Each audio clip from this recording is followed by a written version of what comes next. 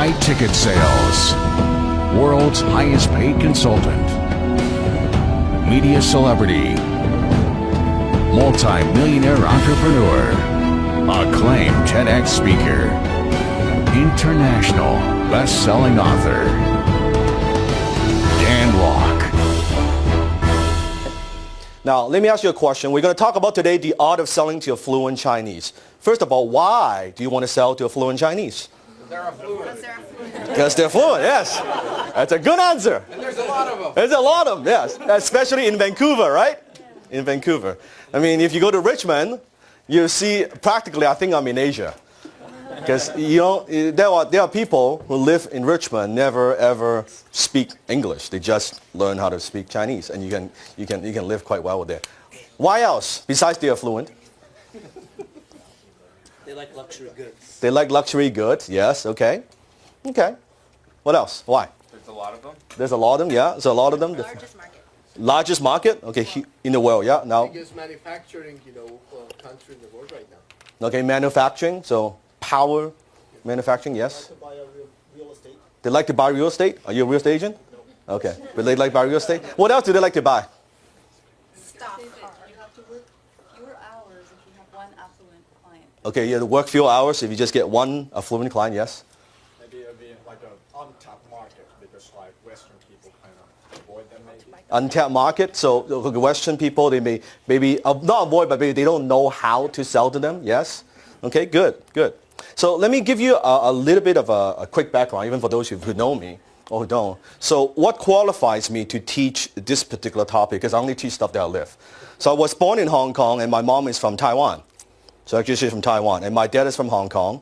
I immigrated to Canada when I was 14 years old, so kind of growing up here as a teenager in North America. So I have the unique privilege of being able to speak Cantonese, Mandarin, as well as English, both written and spoken.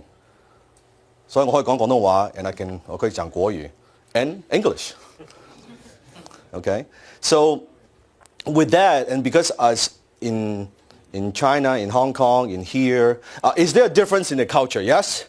And I noticed something very interesting because growing up there and growing up here, that I noticed that the way that, because I started my first business when I was in high school, I noticed the way that both cultures, the way they do business are very, very different, yes? I would say in some cases the opposite. The opposite. So that's why Chinese sometimes when they come to North America, they have problems doing business here. Vice versa, you have Caucasians who go to China and try to do business there, and that get their ass kicked, of course. Same thing. So when I first started dealing with the affluent Chinese, I got my ass kicked because I'm like a little bit like a banana. You know what banana is? Yellow on the outside, white inside. That's a banana, like CBC. So because I grew up here, I went to high school and college here. So at first when I was dealing with them, and I was like, what the fuck? And I was having so many challenges, and quite frankly, a lot of the affluent Chinese are a pain in the ass to deal with. and I wasn't sure like what is going on. How come I do certain things? And because when I deal with Caucasian, it's very straightforward. We work on a deal. You talk about this, you talk about that, and we sign a deal, and you just move forward. Well, not so with Chinese. Okay, because written agreement to Chinese doesn't mean shit. Okay, so and I learned why that way. And I study and I think, because one thing about me is I like to reflect. What I like to do? Yeah, most people, they make the mistake and they keep making the same mistake and never ask, why do I keep doing that stupid shit? Me, well, if I make the mistake, okay, let's step back. What worked and what didn't work? I like to reflect and think it through. And then I started kind of coming up with my own philosophy of how to do business with them, how to communicate with them. And yeah, you think whatever amount that you're thinking, how much money they have, I'm telling you, they have much, much more than you think. I'll give you a perfect example. I know an entrepreneur who owns a yacht company in Vancouver, those big boats. I was asking him the question, luxury yacht. I said, okay, so how's business good? He said, many years ago, maybe less than 10 years ago, they were selling one. How many? One yacht to affluent Chinese per year. One. Guess how many they're selling now? 100 per year. And they pay cash. They don't need financing. They don't like financing. Like that's the difference we're talking about. Not just real estate. Guess if you go to Mercedes, BMW, who's buying all those cars? We're just talking Vancouver, yes?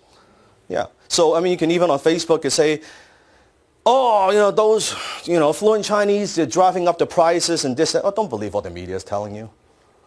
Okay? The media is designed to brainwash you in a certain way. I'm saying there's a huge market there, and there may be, for some of you, there may be some money there that you could make. Maybe, maybe not. But at the very least, I think you'll find it entertaining just to listen to some of these stories of what's going on when you're dealing with them. Sound good? Yeah.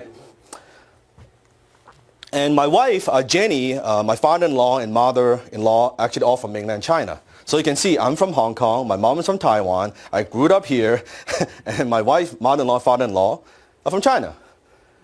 Now, here's the very first problem when when they're trying to sell to affluent Chinese.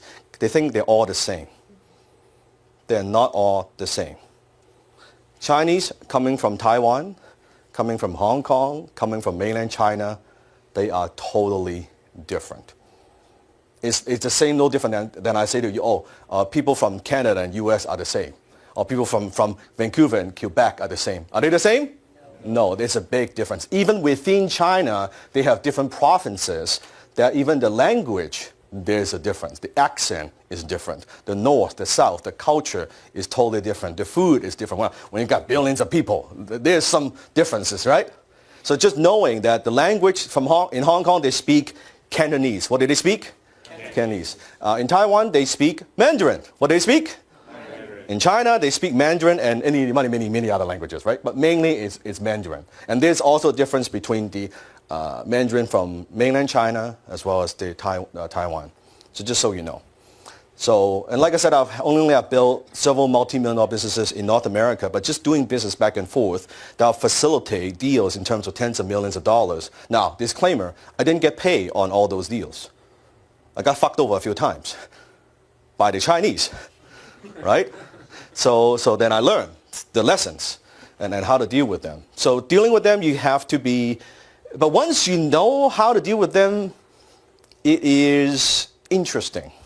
And one thing I've learned is it's like people say, if you can drive in Taiwan, you can drive anywhere. How many of you have been to Taiwan?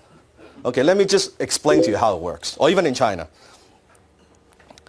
Red light doesn't mean shit.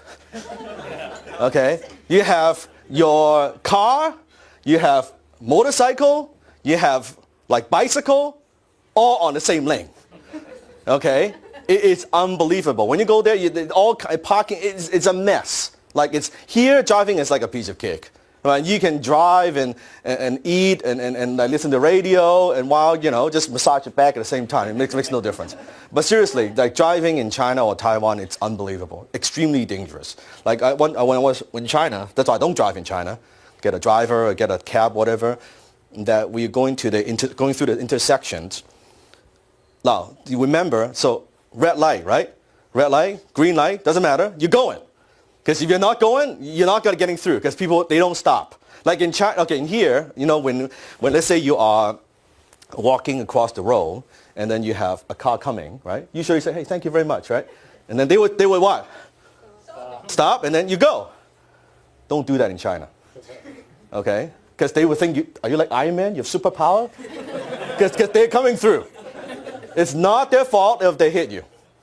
I'm serious. Like, just be careful. That's why you walk, you look, you make sure everything's okay, and you look, and it's your job to save your life. It's not their job. They don't watch out for you. So a lot of difference in culture. I want to take a moment and acknowledge you. Maybe you've been following my work for some time now, and you've been watching my videos for a period of time. I want to hear from you, how my work has impacted your life and your business. I want you to comment below and share with me your story.